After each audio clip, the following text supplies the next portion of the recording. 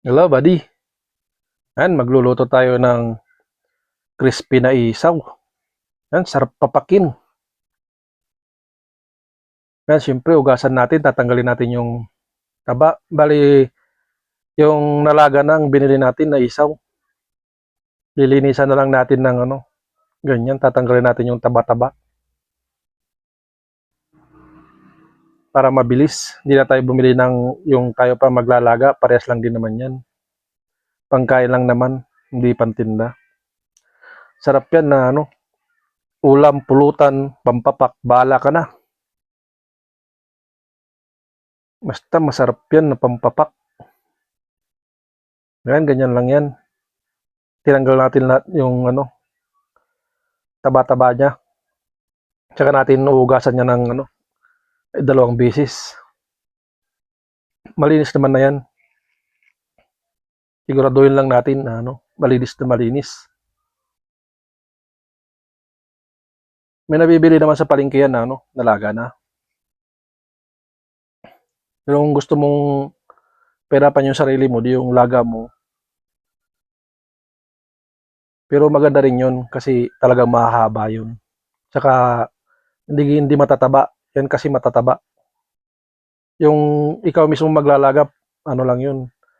Yun yung mga maninipis na mahaba. Yan, titimpla na natin ng paminta na pino, saka garlic powder, kunting bitchin, saka asin. Saka natin lamas-lamasin para magpantay yung lasa. Ang ganyan lang yan, lamas-lamasin lang natin yan. Yan, pag nalamas-lamas na natin yan, susunod natin yung harina. Gagamit tayo ng harina. Bali, 1 kilo gagamitin natin para siguradong mabilis, i-mix. Kaya natin lalagyan ng yan, bitchin, pampalasa, paminta, pamparoma, saka bawang na powder, asin. Saka natin i-mix yan. Yan, ganyan lang yan. Habang mini-mix natin yan, magpapainit naman na tayo ng mantika.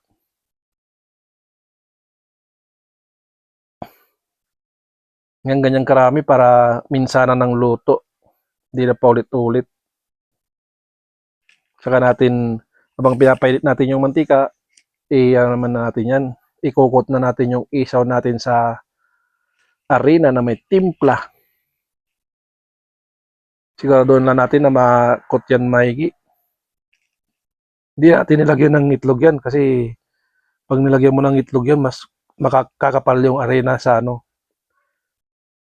isaw. Mas maganda yung lang, kapit lang para talagang crunchy. Yan, ganyan lang yan. Pag mainit na yung mantika mo, saka mo ilagay yung isaw. Huwag mo ilagay yung isaw na malamig na tatagal sa kawali kasi mawawala na yung panimpla mo pag nababad na nababad sa mantika na malamig. Bago uminit yun, wala na yung panimpla. Mawawala na ng lasa yung isaw. Yan, ganyan lang yan. Huwag mo munang haluin pag ganyan. Antayin mong maluto ng kunti bago mahaluin. Kasi mawawala yung kinot natin na arena sa isaw pag ginalo mo na ganyan. Dapat bago mo haluin, talagang sigurado mo na kumapit na. Luto na, parang ganyan. Kumapit na yan. Nakikita mo naman pag medyo naluluto na. Kasi hindi na siya masyadong mabula. Baliktarin mo na pag ganyan. Mas mabilis din kasi maluto pag hinahalo mo pag ganyan na. Kasi yung init niya.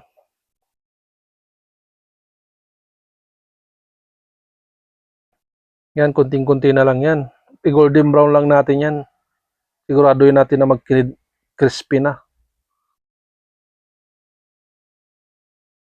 Yan, baliktad-baliktarin mo lang yan.